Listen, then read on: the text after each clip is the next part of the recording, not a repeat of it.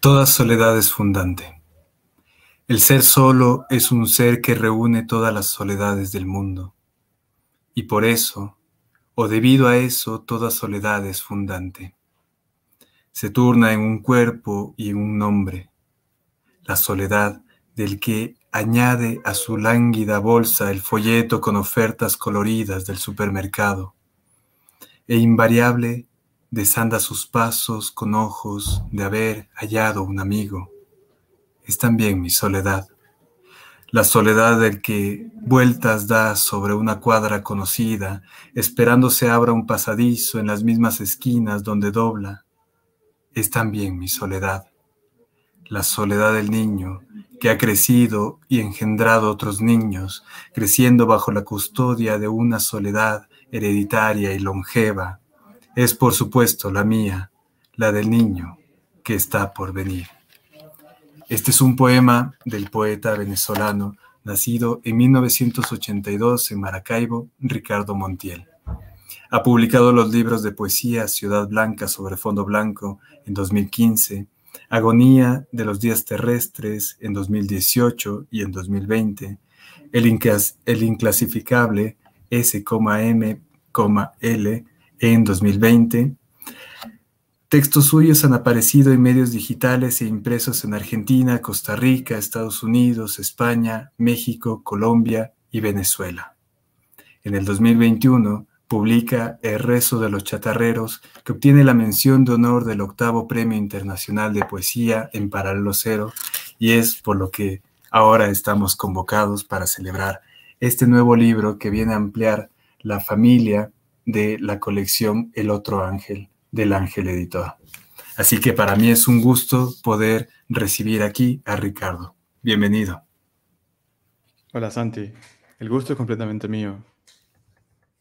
Muchas gracias por estar aquí, Ricardo, y por celebrar con nosotros el nacimiento de este libro, que es un libro que, que obtiene la mención de honor del Premio Internacional de Poesía en Paralelo Cero en esta 13ª edición que estamos celebrando en estos días. Y qué gusto poder compartir y que estos medios nos acerquen. El rezo de los chatarreros se construye en base a un gran concepto.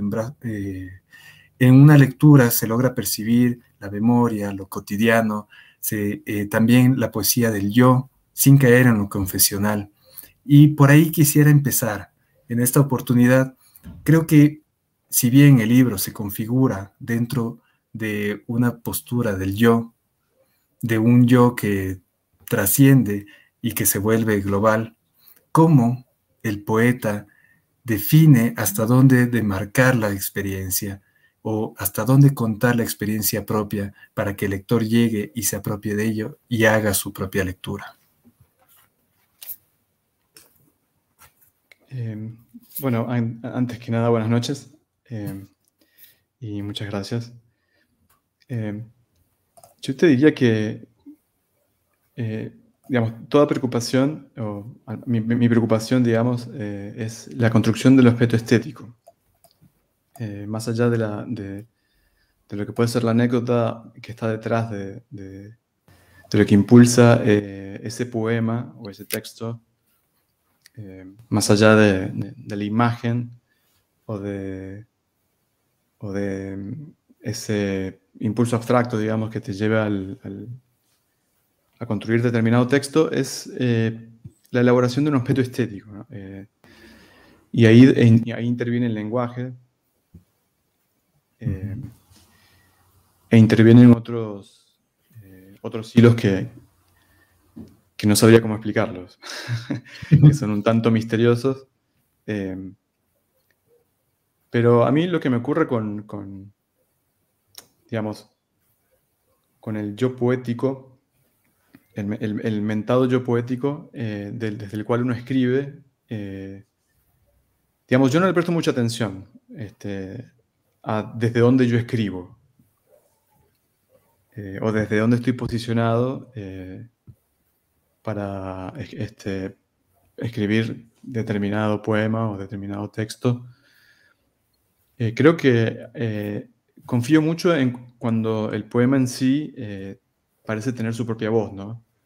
O parece tener como su propio yo que empieza, que nace cuando empieza y muere cuando termina. Quizás sea demasiado ambicioso o una ilusión de mi parte, pero creo en eso, creo como en esa fugacidad, en esa cosa paradójica que tiene la poesía, que por un lado hay como una fugacidad de la voz o una fugacidad de eso que emite, pero por otro lado el poema siempre aspira como a dejar una huella, una marca, ¿no? Así es. Y se nota mucho esto en tu libro. Se ve bastante también este límite bien construido entre cómo puede resignificar el lector ciertos pasajes y puede también reconocer la voz del poeta también en diferentes instancias. Y es ahí donde surge la memoria, es decir, en esta reconstrucción de los hechos permanente, que si bien es una reconstrucción individual, se asemeja a una reconstrucción colectiva, y es por eso que esto se queda impregnado en la sentimentalidad. Y ahí sale esta pregunta, que es, ¿la memoria puede a veces ser una fosa, un espacio necesario donde uno o que uno no reconoce? Sin embargo, está presente en tu libro, como un proceso. ¿Cómo fue el proceso de recabar esta información o las experiencias para construir tus poemas? Sí, la memoria, en mi caso, la memoria está digamos, se agita constantemente por la extranjería. Yo vivo en Buenos Aires desde hace más de una década y la memoria es una forma en la memoria está ese lugar del origen al cual estoy constantemente volviendo por necesidad. Por necesidad y porque esas memorias te llaman sin que uno las evoque, están constantemente solicitándote, ¿no? O solicitando ver qué hacer con ellas, ¿no? Porque lo que ocurre también es que bueno, la memoria en sí es un material literario por excelencia, y cuando digo memoria, también hablo de la infancia, ¿no? Hablo de la infancia como esa gran fuente de literatura y de memoria. A mí me gusta mucho una cosa que dice César Aira, que él decía que a partir de los 7 años empieza la decadencia. Está como la idea de que a los 40 años es cuando empieza la decadencia, pero él dice que a los 7 años es cuando empieza la decadencia. Y esa primera infancia, digamos, para mí es importante, digamos, mucho de esa primera infancia ha empezado a hacerse presente en textos posteriores a este libro, en textos que se inclinan más, digamos, hacia la prosa, no voy a decir a la narrativa, pero sí más hacia la prosa, o sea, textos más largos quizás, y más tendientes a contar una historia. Pero creo que se me escapó la pregunta. Sí, ¿Qué me no, hiciste?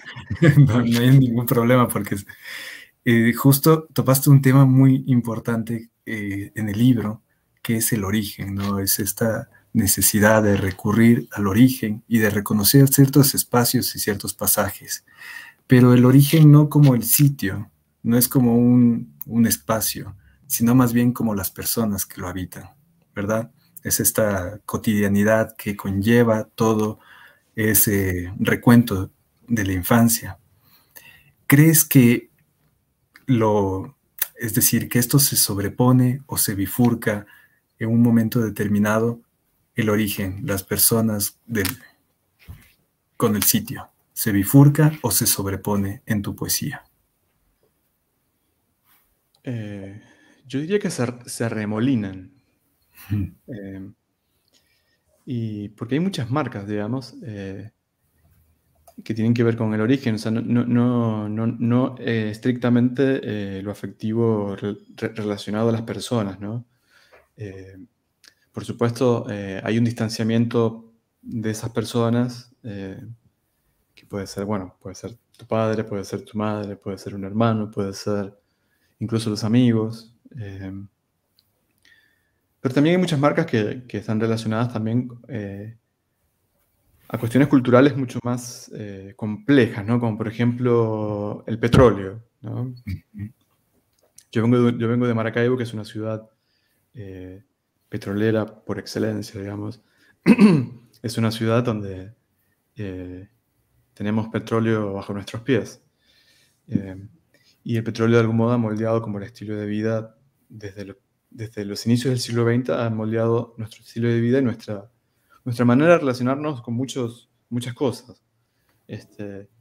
Y de hecho hay un poema que se llama Maracaibo, en el cual hay un verso en el que se menciona, o mejor dicho, se rememora ese horizonte perdido, que es una ausencia, ¿no? Es una ausencia. Uno, cuando recuerda el origen, lo recuerda con muchas ausencias, ¿no? Con muchos baches, muchos espacios en blanco.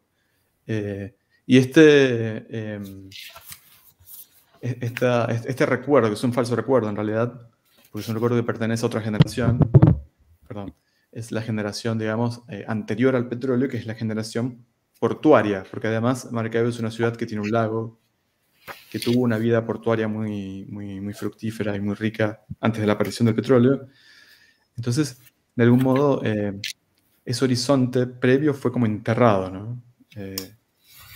Y y por eso ese poema envidia las anécdotas de esa vida portuaria que dejó de existir, que yo no viví, que vivieron quizás las tías de mi madre, o vivieron generaciones anteriores, pero que forman parte, como te digo, forman parte como de ese remolino cultural de herencias que, bueno, que por más que uno no las haya solicitado o las haya exigido, están ahí, ¿no? Y se mezclan con todo. Y Sí. es así, en el poema precisamente dice, quizás lo que se extraña del lugar en que nacimos sean sus ausencias, que es lo que comentabas, ¿no? Es decir, este lugar transfigurado por otro tipo de propósitos que no llegamos a conocer, pero le damos un rostro en base a toda esta reconstrucción histórica también. Y esta reconstrucción histórica que va circundando al tema familiar, que va circundando también a lo cotidiano. Y a estos, como para pegarnos un poco más al título, a estas personas que vigilan la ciudad, que siempre están permanentemente recogiendo los desperdicios, que no necesariamente es un tema escatológico, sino que más bien es la reconstrucción simbólica de una ciudad en base a esto que puede ser innecesario para las personas que la habitan. Entonces, cuéntame, ¿por qué la palabra chatarreros? No lo sé. Sé que hubo como un primer impulso relacionado, te diría literalmente, con los chatarreros. Que la figura del chatarrero es ese que va en el camión, que no sé si existe también en Quito. Sí, así es. Claro, entonces, La que va con un altoparlante sí, recogiendo algunas cosas. Sí, sí, sí, sí. claro, y recuerdo que en un momento, hace un tiempo, antes de escribir el libro, evidentemente, eh, bueno, no tan evidentemente, pero quiero decir, antes de que surgiera digamos, toda esta serie de poemas y se constituyeran como libro, eh, estaba el chatarrero, ¿no? Estaba el sonido del chatarrero, estaba esta presencia esporádica y casi fantasmal del chatarrero, que, que a mí me resultaba curioso porque es alguien que vaga por la ciudad en este camión que parece un camión distópico venido del futuro, eh, y que busca esas cosas que ya no sirven, ¿no? Esas cosas que nosotros desechamos porque, bueno, el poema lo dice, ¿no?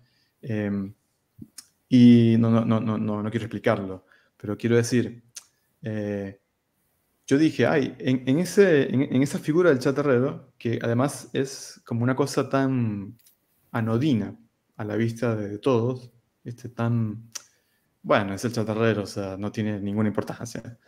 Resulta que fue como una especie de Magdalena de Proust, porque ese chatarrero me remitió al chatarrero de Maracaibo,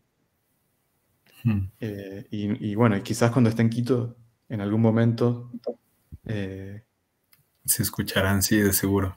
quiero decir, cuando esté en Quito y aparezca un chatarrero, eh, quizás me sorprenda porque piense que es el mismo, ¿no? Es el mismo que se mueve por el mundo. Entonces había como una suerte de universalidad en eso, ¿no? A veces, sí, Sí, es curioso cómo lo mencionas y cómo se hace consciente, ¿no? En este momento cuando atraviesa por el lenguaje esto. Claro, hay una voz metálica constante, permanente, que pasa, ¿no?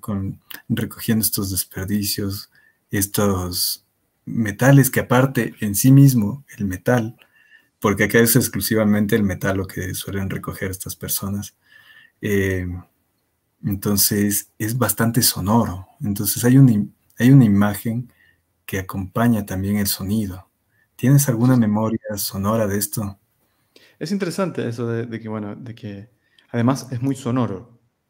Pero no Ujú. solamente que es muy sonoro, sino que es muy invasivo, ¿no? Porque eh, esa voz es una voz que retumba, es una voz que se infiltra en la intimidad de tu casa. Eh, y es muy interesante eso, pero a su vez también, digamos, el resto de los chatarreros como título aparece después. aparece después, aparece con el poema. Y, digamos, no es que yo, viste, dije, voy a escribir sobre la chatarra, o este proyecto se va a basar en escribir sobre la chatarra a partir de este poema o a partir de la imagen del chatarrero que pasa casi todos los días, incluso los domingos. No, en realidad yo empecé a escribir y vi que había una serie de poemas que, digamos, respondían a ese imán, ¿no? A ese imán que llamaba como estos poemas que tenían como un hilo narrativo. Ujú. Pero no es que, digamos, yo dije, bueno, voy a escribir sobre los paraguas porque este, ya que Eh, estamos... Sí, y justamente también hay otra imagen que me quedó resonando mucho, que es la imagen de la persona que pasa con las jabas de Coca-Cola o con las jabas de gaseosa. A mí me viene directamente la Coca-Cola porque es la imagen como que la tengo intrínseca yo. Pero hay esta imagen también, ¿no? Entonces se van asociando a los temas cotidianos. Es muy interesante porque se lo puede leer en particular como un gran poema, porque todo se concatena en un momento determinado. Es un libro totalmente circular también. Empieza con el rezo de los chatarreros y termina con un poema que hace alusión al lenguaje, a este mismo rezo. Entonces se vuelve un gran poema en sí mismo y los poemas funcionan perfectamente en individual. Entonces es un libro necesario totalmente porque es un libro muy bien trabajado. Y ahí surge también la idea del libro, el concepto del libro.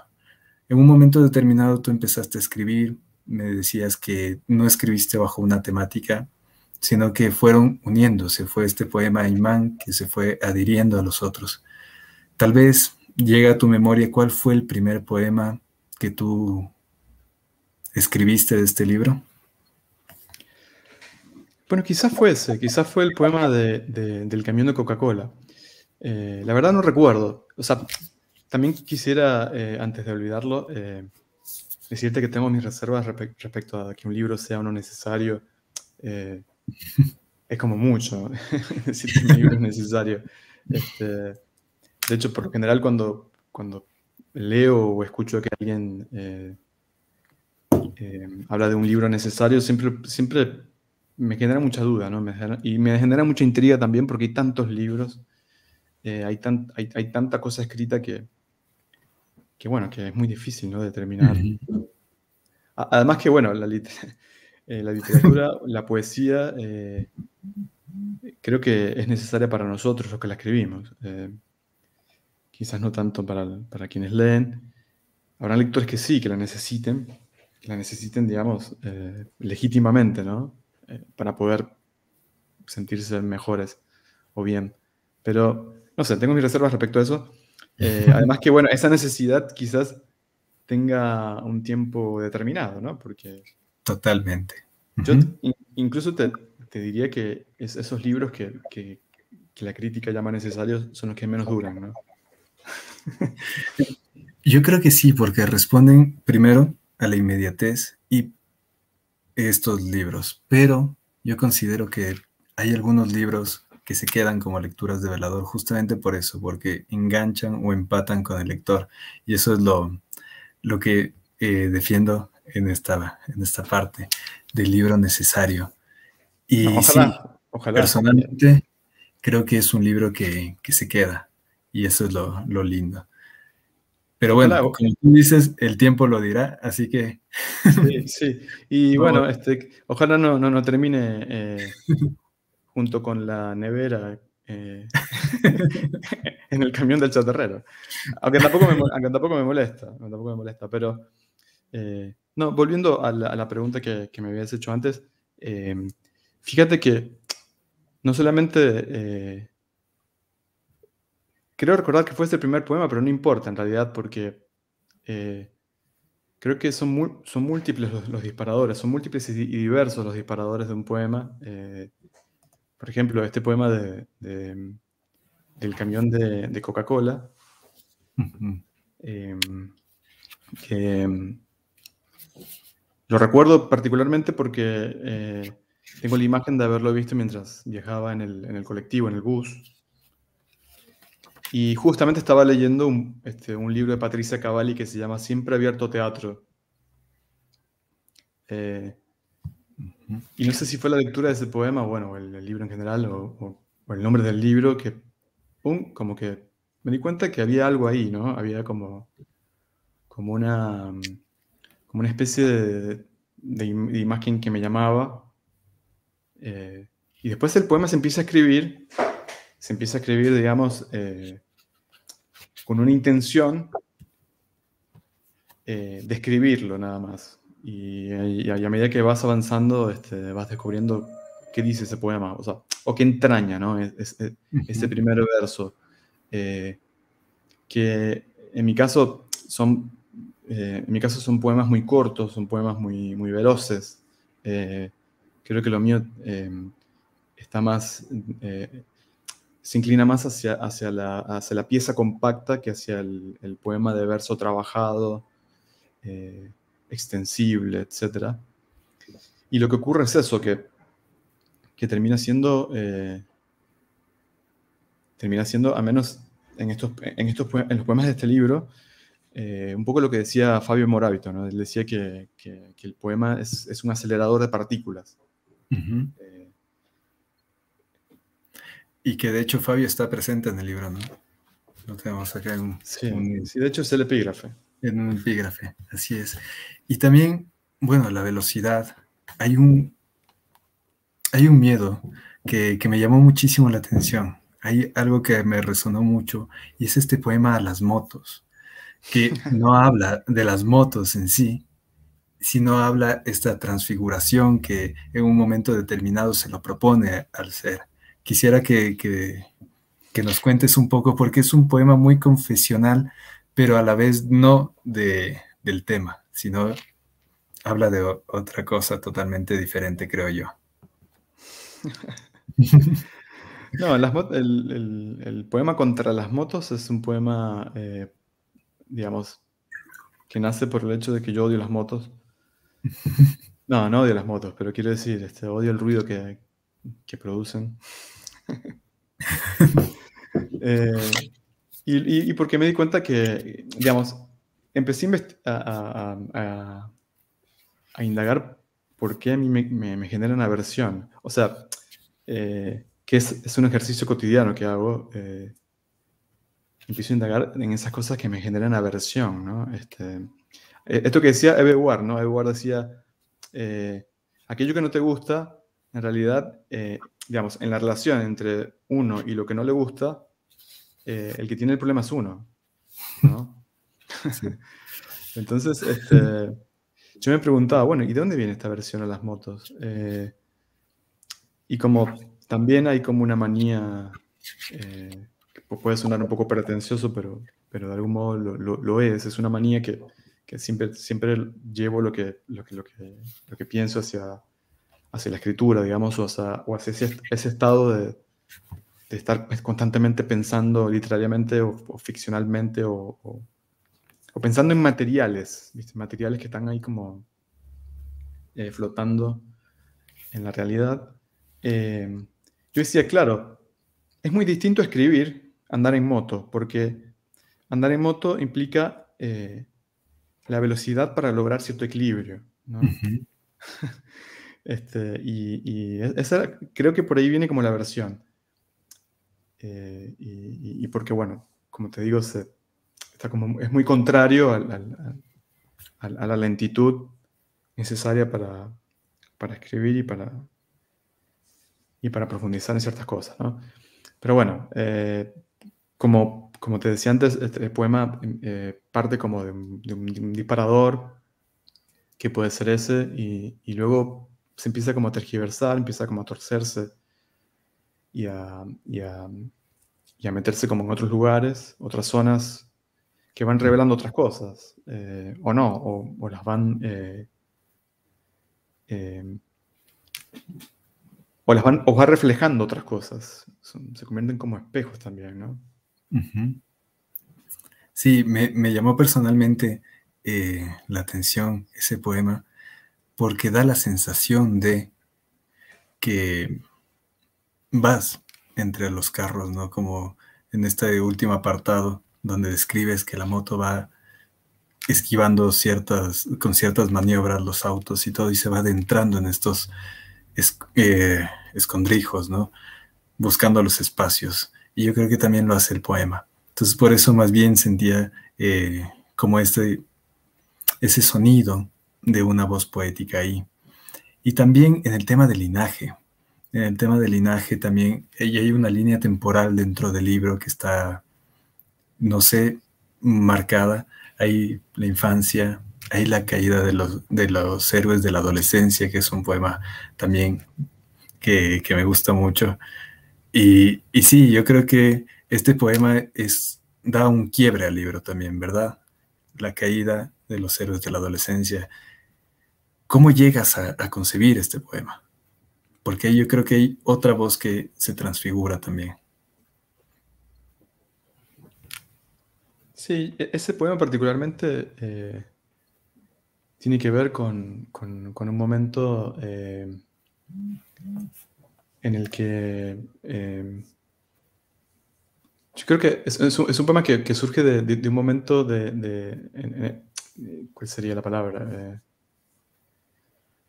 En un momento de compañía, de verdadera compañía. ¿Cómo decir? El germen de ese poema surge en una reunión de amigos, de unos muy buenos amigos, en el que, bueno, ya sea por la edad o por los años o porque el tiempo no pasa en vano y uno empieza como a descreer, pero más que a descreer, empieza como quizás a ya no ser tan ambicioso con algunas cosas. Eh, entonces, sí, hay como una heroicidad que se trastoca, ¿no? Pero, digamos, estoy como haciendo explicaciones quizás un tanto redundantes y que quizás sean contraproducentes para el poema mismo, ¿no? Pero me voy a limitar a hablar, como te digo, de los impulsos, de lo previo. Y tiene que ver con eso, ¿no? Que yo creo que todo está relacionado. Todo está relacionado, ¿no? Está relacionado ese origen en el que quizás predominan las ausencias. eh, Está relacionado con las cosas rotas, ¿no? Con las cosas... sí, sí, con las cosas rotas. Y que en el poema se manifiestan no tanto como un lamento, sino más bien como como un intento de transformación de eso, ¿no? Como un intento de convertir eso en algo. Así es. O Y sea, los impulsos de la poesía y el contexto. Ahora quisiera hablar un poco sobre el contexto. Uno no puede escribir un poema descontextualizado, es decir, sin tener este gran abanico de posibilidades que a uno lo rodea. El reconocimiento del contexto se ve mucho en la poesía, en tu poesía, en este poemario en particular. Y hay también una admiración por lo cotidiano, una contemplación. Los poemas son poemas cortos, por así decirlo, pero muy contemplativos también. ¿Cuál es el proceso creativo? ¿Cómo llega a ti el poema? ¿En qué momento sabes que te está golpeando la puerta un poema? eh, cuando lo oigo tocar. No, la verdad, no sé, no sé. Es un momento en el cual entro como una especie de racha eh, y empiezo a escribir, digamos, uno tras otro, eh, sin proponérmelo, ¿no? Es decir, digamos, no me funciona para nada sentarme, ¿viste? Obligarme a producir un poema como una tarea, ¿no? Como una obligación diaria. Tiene que haber algo que me convoque, que me remueva, ¿no? Que me deje como una seña, una inquietud. Y esa inquietud, digamos, puede ser producida por, como te digo, por una cuestión que tenga que ver con la memoria, pero a su vez con un libro que esté leyendo o con un momento determinado en una reunión de amigos o, digamos, lo que sí ocurre es eso, que hay como hay como alguien, como un otro yo constantemente trabajando o tratando de cazar cosas em, en lo aparentemente cotidiano, digamos, o en lo aparentemente trivial o rutinario. Y eso, digamos, digamos, no lo manejo del todo. O sea, hay una predisposición de la mirada. Yo creo que tiene que ver con eso también. Y no es necesariamente un don, como se suele pensar, o como quieren pensar algunos. Es algo que se ejercita, ¿no? Yo creo que es algo que se ejercita y así como se ejercita, también cuando vas a escribir eso que te convocó, a veces no funciona, a veces es una porquería, digamos. A veces uno dice, ah, sí, acá hay algo, ¿viste? Tengo esta herramienta, tengo esta tuerca, tengo esta madera, tengo esto, tengo lo otro, pero cuando llegas a tu casa y te pones a escribir, te sale un parapeto, una cosa horrible, de la cual no estás satisfecho. A mí me ocurre algo con los poemas y es que si no los escribo de un tirón, por ejemplo, en el transcurso de una mañana, desconfío de ellos. Desconfío de ellos. Entonces tengo como esta cosa un poco de mecanismo Polaroid, ¿no? De Que ver la sí, imagen. una vez que escribo el primer verso, condeno el poema que se termine. O sea, yo creo que, bueno, eso podría ser una constante, ¿no? Pero yo sé que al escribir el primer verso, entro como en ese acelerador de partículas que decía Moravito, en el que uno llega al hueso más rápido, ¿no? A una velocidad casi de vértigo. Y si yo no logro llegar a ese hueso y además no llego sin darme cuenta, además, digamos, necesito llegar sin darme cuenta. Yo desconfío del poema, desconfío. De hecho, me cuesta mucho y es algo que creo que no he podido hacer hasta ahora, es retomar un poema, seguirlo corrigiendo, seguirlo trabajando. Me cuesta horrores.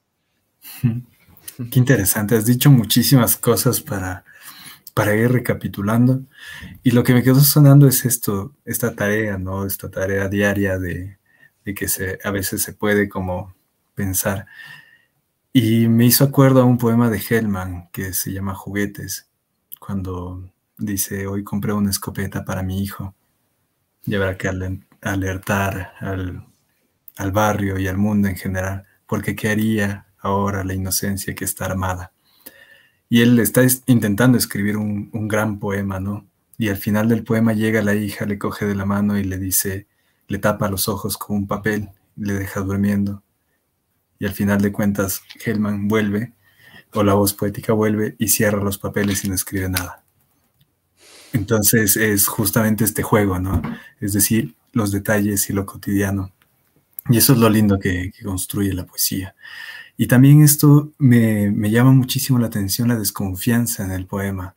Es decir, llegar a este nivel de abstracción también, aunque suene pretencioso el nivel de abstracción, pero sí es un nivel muy consciente que yo creo que es difícil llegar y que en base al ejercicio se puede llegar, es decir, a la escritura permanente. ¿Cuándo escribiste tu primer poema, Ricardo? ¿Lo recuerdas? ¿Lo tienes presente? No, de hecho agradezco haberlo olvidado. Yo no recuerdo con exactitud cuándo escribí mi primer poema, porque yo comencé escribiendo textos largos, comencé escribiendo una especie de novelas o una especie como de loas a la amistad, que por suerte los terminé quemando, los terminé desechando. Digamos, no fue la poesía como ese primer acercamiento, fue más bien la prosa y la narrativa, te diría. Los poemas empezaron a aparecer después, quizás hace unos 10 o 15 años. Sí, diría unos 15 años más o menos empezaron a aparecer estos poemas. Que bueno, mejor, como te digo, olvidarlos. Olvidarlos, Qué bueno. Y bueno, volviendo un poco al libro. Acá está el libro publicado en El Otro Ángel. Y particularmente quería hacerte la pregunta con respecto al color. El color que es muy sugerente, como nos habías comentado. El rezo de los chatarreros. ¿Por qué la sugerencia del color de este libro? Bueno, como bien dijiste, sugerencia. A mí me parecía interesante el color, si es que acaso puede llamarse color, ¿no? De la pátina, ¿no? De esta capa que se la diera a los objetos y que evidencian el paso del tiempo, ¿no? Como los electrodomésticos blancos que terminan teniendo como ese color amarillento. Esa pátina de la que hablaba Tanizaki en el elogio de la sombra, ¿no? En contraposición de la luminosidad y de lo limpio de Occidente. Y que para mí tenía o tiene alguna relación con achatar. Pero bueno, es como una especie de secreto revelado. Bueno, entonces, no, pero sí, Al sí, lector. eso, la verdad que me parece un gran secreto para revelarlo a propósito del libro, que el libro es un sueño, la verdad.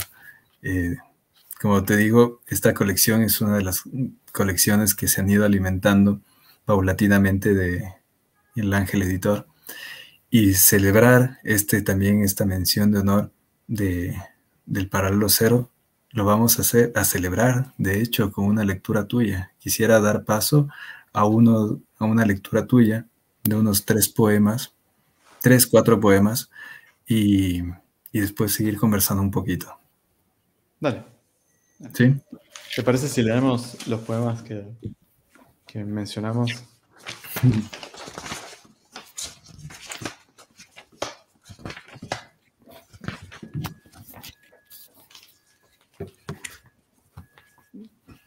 El rezo de los chatarreros. Solo creo en el rezo universal de los chatarreros. Esa voz distorsionada, balbuceante, resonando entre los mudos edificios, que pide de milagro el desecho, la cosa sin cabida por vieja, averiada o juzgada incompatible. Es el único rezo universal en que creo, el que lento se desplaza sobre una desvencijada y distópica pick-up, que va cargando en su lomo peregrino lo que otros destinan al infierno.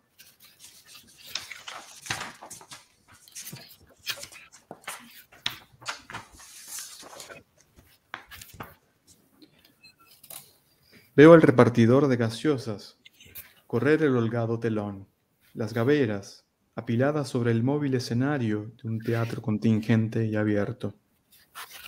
Abundan estos al paso, y hay funciones ya comenzadas, de las cuales, sin remedio, nos marchamos, y quizás sea mejor, como dice Cavalli. Quizás es mejor el múltiple escenario, el anónimo intérprete, un instante de atención. Desfijarse del tiempo reservado y mirar atrás, lejos sea el recuerdo de una obra incompleta que se funde con el súbito deseo de continuarla, y no con la pesadilla de su comienzo y difícil detención.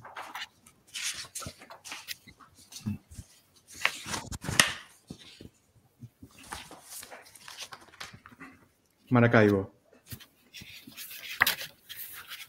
Lo que extraño de ella, la ciudad en que nací, es su puerto desaparecido, su horizonte enterrado. Envidio las anécdotas de las tías de mi madre, sus flirteos de orilla, la espera infinita por barcos, la sirena que rompa el tedio. Todas las expediciones que hice antes de partir, hurgando entre murallas y hambrientos balancines, fue en busca de esa orilla, de otro tiempo, quizás impreciso, ese atisbo de salida que permite soñar, evadirse, pensarse en otras islas, dudosamente libre. Quizás lo que se extraña del lugar en que nacimos sean sus ausencias, aquello que no vimos ocurrir mientras ocurría lo no retornable.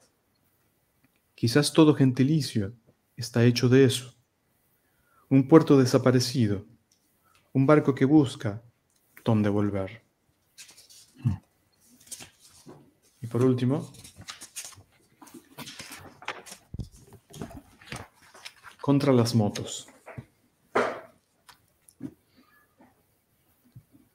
Demonios de los tímpanos rompen el sosiego del instante. El sueño despierto con sus pesadillas veloces para andar en equilibrio. Las he odiado y temido, como si esos demonios en casco vinieran por mí, porque es la bestia y los brazos que la guían, el jinete que nunca he sido, y no sé si algún día seré. No seré nunca un demonio, colándose en los intersticios del tránsito, entre el atasco recurrente de los otros. No sabré ser yo mismo un atajo, infundiendo al menos nostalgia de no ser un demonio escurridizo. He vivido esperando el libre asiento para hacer llevaderas las horas entre parada y parada. Pero también he aprendido a escabullirme, igualando las piernas y los pensamientos, a ser un demonio sin prisa, de volumen bajo, advirtiendo que sin ruido aparece el atajo, el camino imposible. Bravo, Ricardo. Muchísimas gracias por esa lectura. La verdad que los poemas tienen otra significación cuando se los escucha en la voz del autor, ¿no? Eso es lo lindo de la lectura y de la relectura, y especialmente de la poesía en voz alta. Escucharla en voz alta, yo creo que siempre es necesaria leer un poema en voz alta, al menos si es que es un poema que arremete o mueve algo. Y bueno, quiero aprovechar este espacio porque hemos tenido mucha gente que ha estado pendiente de este lanzamiento, que han estado también siguiéndonos, y nada, agradecer a la editorial El Ángel Editor, al Instituto de Fomento de la Creatividad y la Innovación, y también al Festival de Poesía en Paralelo Cero, que se lleva a cabo de manera virtual y presencial. Es decir, estamos en la experimentación de esta nueva fórmula que yo creo que vamos a tener varios frentes para que la poesía nos habite en los lugares menos esperados también. Vamos a tener actividades alternativas con poesía, vamos a tener lecturas en espacios públicos y en diferentes espacios que no son usuales, o es decir, no están habitados por la poesía. Y eso es lo interesante, lo lindo de este festival. Es decir, buscar otros recovecos donde sea necesaria la palabra. Y así vamos a seguir teniendo muchas actividades, muchos espacios donde vamos a seguir leyendo poesía, compartiendo con grandes autores, y así ir construyendo este gran festival. Ricardo, quisiera también ya que, bueno, que me cuentes un poco más, ya no sobre tu libro, sino sobre cómo llega el libro impreso, es decir, cómo fue el proceso editorial, es decir, cómo fue este acompañamiento, este andamiaje, Quisiera que nos comentes un poco de tu experiencia al releer ya como un proceso editorial tu libro. Pues satisfactoria. Satisfactoria. Tuve la oportunidad de leerlo en conjunto con Javier Oquendo, el cual, digamos, me dio una mirada interesante respecto a algunas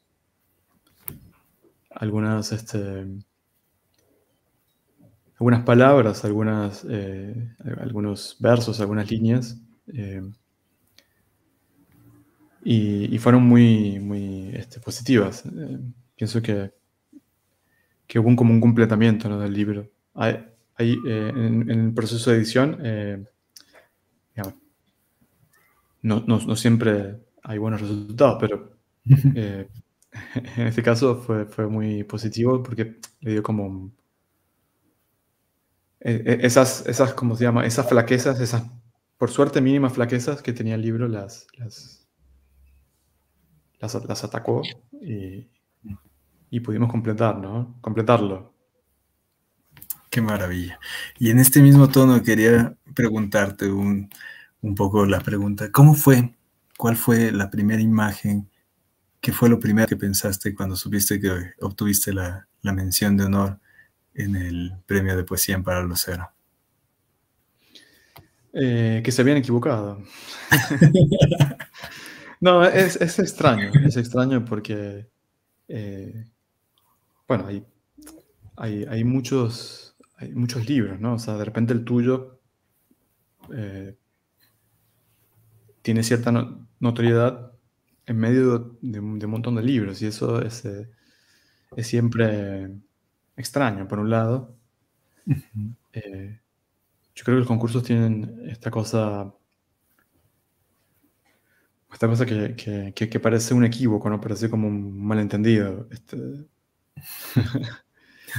Y hay toda una serie de elementos que se confabulan para que tu libro haya sido elegido, ¿no? Entonces, agradecidísimo, emocionadísimo. Yo en ese momento venía leyendo el mensaje en un colectivo y me pasé de la parada, digamos.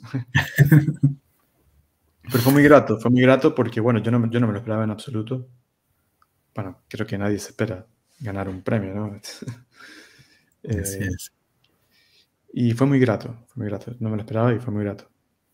Es como decir, por un instante, ¿viste? Uno siente que no está solo, ¿no? O que no está tan solo. Y que el libro que escribiste, digamos, a otros les llegó, ¿no? Y que está Pero es comunicando. un instante, ¿no? Es como un paréntesis que luego se fuma, ¿no? Sí, ¿no? Y que la poesía comunique, que es el fin último. Se me escapa en esta parte que lo dices en tu libro cuando estabas hablando de Flaubert, justo. Y que es poca la materia requerida para hacerse presente y comunicar. Y creo que la poesía es esto, ¿no? Tu poesía es esto, justamente lo que dices en estos dos versos. Ahora quiero retomar un poco también esta otra voz, es decir, el libro, si bien está atravesado por la voz del yo, hay una voz que también lo habita, es otra voz que tal vez es una voz citadina que trasciende dentro de los poemas. Es el otro reconociéndose en el poema mismo. ¿Cómo trabajar ese eco permanente en tu poesía? ¿Cómo lo trabajaste?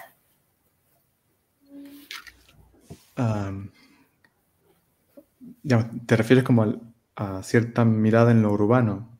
Exactamente.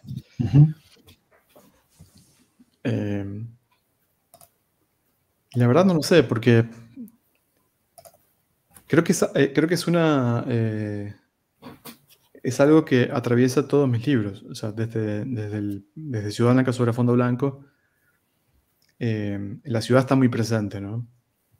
La ciudad como como la gran novedad para el extranjero, eso por un lado, la ciudad como este conglomerado de historias o de gérmenes de historias prototípicas, digamos, de sucesos que están constantemente sobreponiéndose.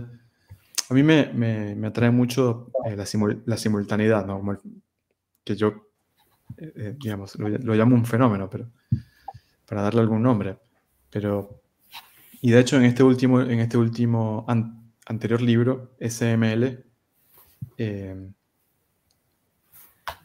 trabaja un poco con esa noción de simultaneidad, ¿no? que es como cierto reconocimiento a muchas cosas sucediendo en el mismo plano, ¿no? O sucediendo a la vez. Y eso es algo que me atrae muchísimo. Y yo creo que la ciudad te brinda eso, ¿no? Y yo creo que también la extranjería ha sido como la causante también de este gusto y de esta obsesión, te diría, por la simultaneidad. Porque además hay una simultaneidad en cuanto a la memoria y en cuanto a la ciudad de origen y la ciudad adoptiva, digamos, de la extranjería, que, digamos, están como muy, muy distantes entre sí y que uno trata con la escritura de encontrarlas, ¿no? Como de crear como una especie de tercer lugar un poco extrageográfico en el que todas esas cosas participen, ¿no? La memoria, sí, digamos. Sí. Sí, justo de la memoria en este tercer sitio, me parece que puede ser el recuerdo, ¿no? Que también permanece constante dentro del libro. Es recordar más que memoria. Y el recuerdo cambia o es algo inmóvil. ¿Cómo resignificas tú el recuerdo en sí?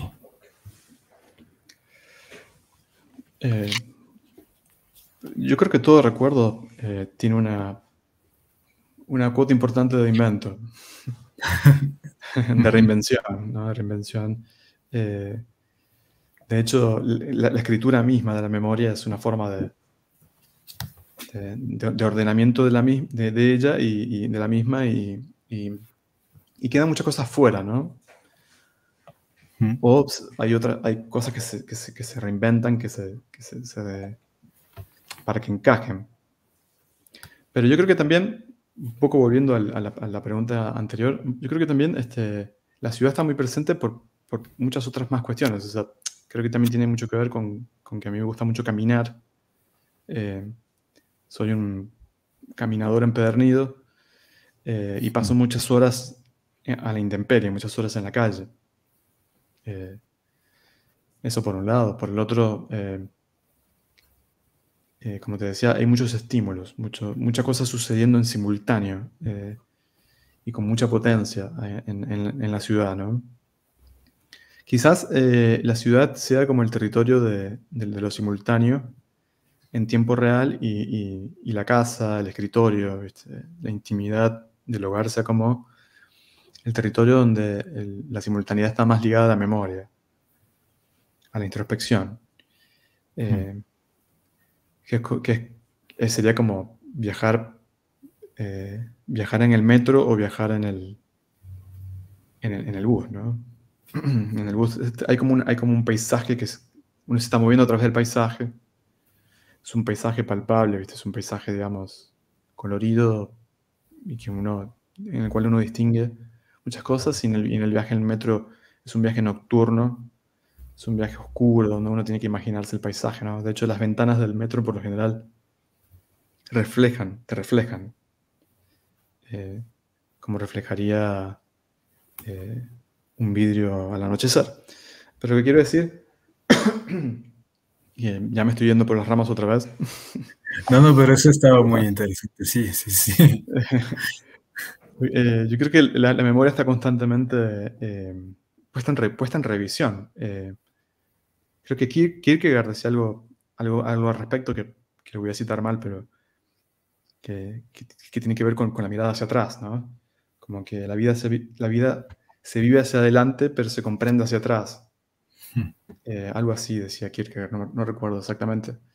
Y en ese viaje hacia atrás, o en ese viaje ilusorio, hacia un ilusorio atrás, digamos, suponiendo que la vida sea una línea, lo cual dudo completamente de que lo sea, uno, digamos, llega a ciertos sitios, pero esos sitios son completamente confusos, ¿no? Además que la memoria no solo es un patrimonio personal, sino que también es un patrimonio colectivo. Es interesante cuando uno recuerda en conjunto con otras personas que también de algún modo vivenciaron cierto momento o experimentaron ciertas cosas, y te das cuenta que además la memoria es versionada, ¿no? Entonces es muy difícil también oficializar una memoria, ¿no? Decir, bueno, ¿qué es lo que suele hacer el poder, ¿no? ¿Qué es lo que suele hacer Totalmente. lo que suelen hacer las dictaduras, ¿no? Como imponer una memoria oficial. Ujú. eh, bueno, Que es la historia oficial, ¿no? Y es lo sí, que se claro, maneja directamente en el lenguaje común, por así decirlo, claro, ¿no? claro. Claro, y la escritura lo que viene a hacer es eso, la escritura, la poesía, lo que viene a hacer es eso, pervertir, ¿viste? Esas bases eh, que se pretenden sólidas de la memoria, ¿no? Ujú. Eh, y por supuesto, esta búsqueda incesante y desesperada por no olvidar, porque ciertas cosas no se olviden, o porque ciertas cosas no, sí, desaparezcan, ¿no? Desaparezcan. Qué maravilla, la verdad. Ricardo, yo me lo estoy pasando tan bien que pudiésemos, creo que seguir conversando muchísimo tiempo. Qué, qué gran presentación esta. Gracias por tu generosidad y la apertura para esta entrevista. La verdad, celebramos tu libro, pero antes queremos que nos compartas unos 3 o 4 poemas para cerrar la presentación. Bueno, muchas gracias a ti, Santi, por la conversa. Yo también la disfruté un montón. Bueno,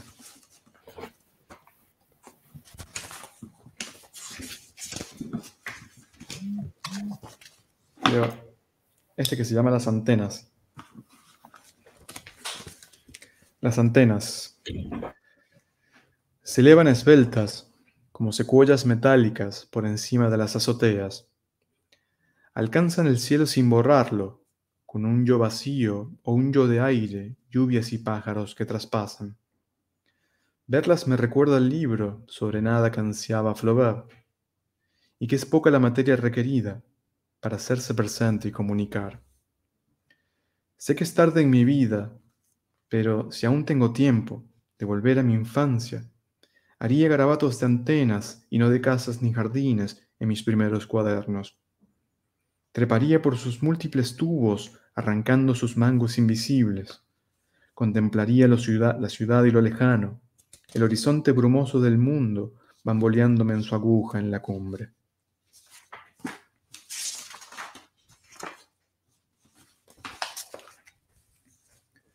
Mi padre de espaldas. Una vez vi a mi padre de espaldas caminar entre espaldas porteñas. Enseguida supe que era él. Se distinguía por sus hombros caídos, redondeados como lomas de arena, y por la fuerte simetría de sus codos, el izquierdo más abajo que el derecho, cuando guarda sus manos por el frío en los bolsillos de su chaqueta marrón.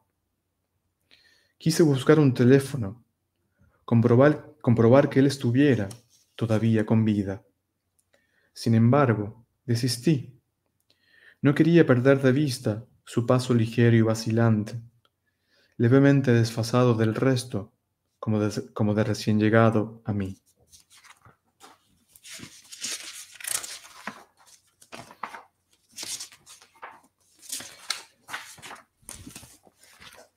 Mi relación con el poema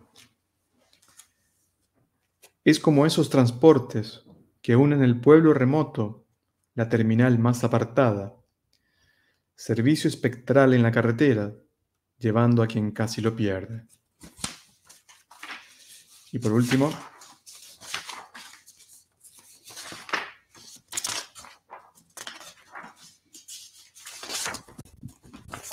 vamos a ver este.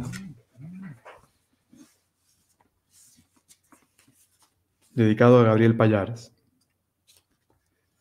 Ahora, tras más de 10 años, aún sigo sin saber de dónde provino el gesto, qué crisis motivó la partida, qué hizo que viaje y escritura abordaran el mismo vuelo de ida, el mismo deseo de vértigo. Si no hay nada que augure verdad tras más de 10 años, y suponiendo que no, debamos volver mensurable el fondo para no traicionarnos, para que el ancla oxidada del hecho no hunda el proceso en un argumento flojo y servil. Solo queda asirme al relato que otros cuenten de mí, que me cuente a mí mismo en cada recuento. Bastarán las palabras para unir con un mínimo de grietas la trama escindida, adrede.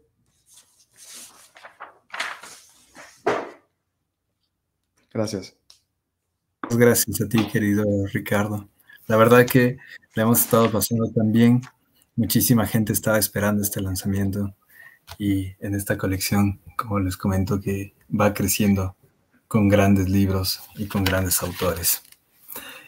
Así que vamos a ir cerrando un poco el espacio sin antes recordarles que el Festival de Poesía en Paralocero se lleva a cabo en estos días con actividades presenciales, virtuales, y todo esto se pone en marcha gracias a la editorial El Ángel Editor, al Instituto de Fomentos a la Creatividad y a la Innovación y a diferentes espacios que están ubicados aquí en la ciudad de Quito y en otros cantones aledaños para que tengamos esta posibilidad de inundar la poesía, con poesía las ciudades. Así que muchísimas gracias, Ricardo, por este tiempo que nos has brindado. Celebramos tu libro, celebramos tu premio, porque es un premio que nos hace grandes a todos. Así que muchísimas gracias por eso. Bueno, muchas gracias a ustedes y bueno, gracias por la enorme generosidad. Cuídense mucho. Pronto nos estaremos viendo por estos mismos medios y de manera presencial también. Cuídense mucho. Chao, Santi. Chao, Ricardo. Abrazo.